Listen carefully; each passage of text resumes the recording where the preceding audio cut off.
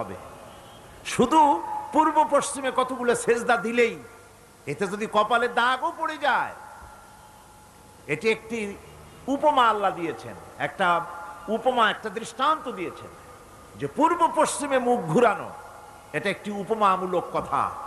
এটাই যথেষ্ট নয়, ঈমান আনতে হবে, বিষয়টা বুঝতে হবে, আকীদাকে মজবুত করতে হবে।